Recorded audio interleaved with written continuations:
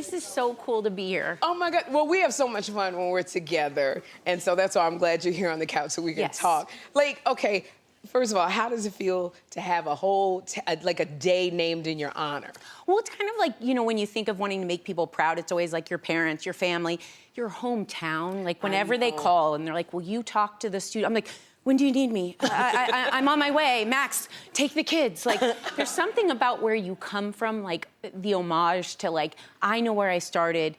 These were my people. I love you. Like, it just feels so special. It does. Yeah.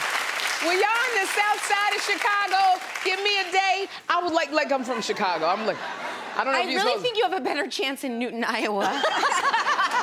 There's a lot of Chicagoans. Yes. Look, girl, you've been a co-host on The View on and off for 7 seasons. Yes. You've been there and completely made your mark.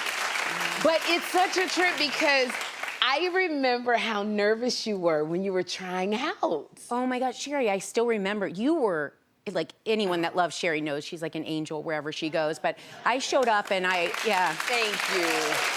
So I had always had a dream there are things 15 years ago where I had said The View is the most amazing format. I'd love to be on there. Yes. I get the email and I was telling my brother at the time, I was like, I'm framing this, like, full circle moment, I'm done. And I show up that day and I thought, oh God, now I gotta do it. And I was so scared because I'm in a meeting room with all of you. Sherri looks at me right before we walk. I'll never forget this. And she goes, if I'm talking too much, girl, you just hit me on the knee because you're coming in and I'm going out. And I, would never hit Sherri Shepherd. Girl! I don't care how much you digress. You do it under the table. Yeah, but it didn't matter. Like, the point was the generosity of the offer was a kind of a little boost as I walked into a place that was scaring the living daylights out of me. And it was, again, I was just meeting you and I'd always seen you. At that moment, that was the unfolding of everything beautiful about all your layers. And it was, man. People don't do that in this business. And to have someone look at you and say, you're gonna be fine, don't worry. I was like, Sherri. And then I almost started crying. But it is, it's like, but to watch you bloom in that place, and you're just, you know, you bring like a levity to all the situations, and I love hearing what you have to say on The View. You are part of The View. That means you a lot. are. That means a lot. Like, we're family. Yeah. And one of the other things is like, you know, being at the table, you know that there's nothing off limits at the table, Heck no. especially hot topics. Heck no, it's like sex. Sex is not off limits. So when y'all talk about sex, do you ever get uncomfortable? Well, no, for this reason. Like, people always say, like, what if your parents are watching? I'm like, if my parents paid attention to me, I wouldn't have been on TV now. Okay. Like, I am one of 4 kids, and if there's anything quoted from the show, like, I'm sick, and my mom will call, and she's like, yeah, your dad mentioned you're on the show. I was like, that's all? That's all he said? Like, literally, they don't notice me, so I try sometimes to say things that are a little, like, because my dad still thinks I had sex 3 times. But it's okay, because I'm convinced he only had it 4 times, so it's fine. Oh my gosh, and I love this because we talk about marriage and we talk about kids. You've been married to your husband, Max, for 7 years. Yeah. And 7 years, he's so cute. He's so cute. But this is the thing, you met him online. Yes. You met him online. So what was it about Max's dating profile that made you say, okay, this is it? His face. I was like, he'll do. But I don't really remember his profile that much. I just remember seeing his picture, thinking, because I always treated it like a digital bar. Who would catch my attention in a room? Because you got to be honest with yourself. Yes. You got to look at him again. And my biggest, like, when I walked up to him, I remember thinking, and he looks like his pictures. Thank God. Like, It's those little things. Yes. It's those little things like having a job. How can he talk? Yeah, and he literally online, you get proposed to by a lot of people who, I don't know if English is their 4th language or. Yes. But when he wrote full sentences, I was like. You're like, oh, he can spell. I know. So basic, but I'm okay.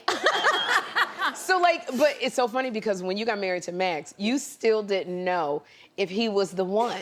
So like when did you go, okay, yeah, he's the one? Well, I don't believe there's a one. That's the thing, is I don't believe there's one. We eventually choose one. Yes. And so I think we create this idea that you're gonna get hit by a lightning bolt, and some people do.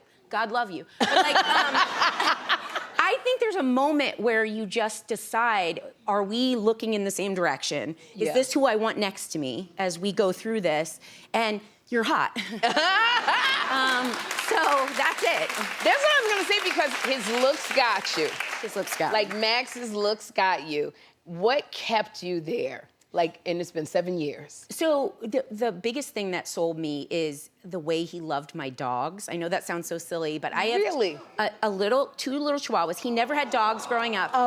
And I joked on my wedding profile that he might have said I love you to Trixie before he said it to me. And it was the love. He wasn't a dog guy. He was fine with them, because I don't trust people who don't like animals. Yeah. But he did, it was different. He was mushy in a way that I never saw anyone else in his life tap into that. Yeah. But my dogs, he loved them the way I loved them. And I thought, that just showed me everything I need to know. You know, so. This is good. I like this advice. Yeah. So now your father thinks you had sex 3 times. You got 3 kids. So there's 1, 2, 3. So you have 3 children under the age of 7. Yes. They are so cute. They're so scrumptious. My gosh. Now, do you make deals with Max on like having him watch the kids, put them to bed? Okay, so Max would dispute this. I once said this on air, and he came back to me. He said, you know you don't need to do that. Like, make me special offers to put our kids, because we both put the kids to bed. Yeah. And when I said that, people thought it meant I did bedtime. It takes 2 of us. We're still in a zone defense. Like, we have to both do it. But there are nights right now, that's the phase we're in. Bedtime is what I dread. Because if it was just a book, I love reading the books. I know. But all the other parts, like, look at me, I'm dead already. Yes. Literally They want dead. the book and the story. Jeffrey used to want to know, tell me how I got here. Oh, and I'm like, please, are we ready for this story? Because this is gonna be a minute. Like, but I literally wish it wasn't all the stalling and the this and that. Look at this. Yeah, this is pretty much our existence right now. But the bedtime, I'll look at him and I'll make special offers. Okay, yeah. And he's like, sweetie, I'm not gonna say no, but you don't have to do that. And I was like, I'll do whatever it takes. Just let me go to bed. Oh my gosh. It's so funny. Really quickly, because we were talking about yesterday, there was a woman who said she would rather be at work than spend like all day and night with the kids. I agreed. Yeah. I was like, I can't do all day and all night with kids. Yeah. Like, how do you feel? I admire women that do that, because I actually think it takes a special breed of letting things go, just keep going, a softness, a patience, all qualities I did not have on my profile. I also don't cook, but you know, all these things. That people that do that, I struggle with anxiety, and like the #1 way to be tipped off is to have a child and then have 3. Okay. And like, so I don't do well. I feel more competent at work than I do at home. Yeah, and then you get home and you miss each other, and it's good. Yeah. Well, you do work. You have a lot of stuff going on, because besides co-hosting The View, you also not even co-host. You host The Chase. I do. Your game show. I like that show. I saw one time and I loved it. It's so I laughed. So fun. It is like a pulse, adrenaline pumping show. So they got it, like the contestants have to like answer questions against game legends. So first they start in a timed round, and then they go up against the chaser. And then if they make it through that, they become a team again and go one more time against the chaser. Oh, wow. So how you like hosting a game show? It's so fun. Isn't it fun? Yeah, but my family teased me because I'm not a trivia person. And so they were like, the game show part makes sense, but it's like your karma that you ended up in a trivia one with smart people. And I'm like, I tried to see it a different way, like with love, but I haven't found it yet, Sherri, so yeah. It's okay, they'll come around. They will. come around. Now, I know this because you did Sexy Dance on The View, and I know that Don't make me dance. Now, I know your co-hosts, they weren't too thrilled about it, but you know, it was like They sexy. mocked me, Sherri. It was sexy. But it was sexy. Well, I say let's do it. Let's show me some sexy moves. Okay. Let's reclaim this. What kind of sexy moves? You're gonna want to bring your hands. It's a lot of body. Oh, it's a lot of body roll. You gotta do the weird face. The weird.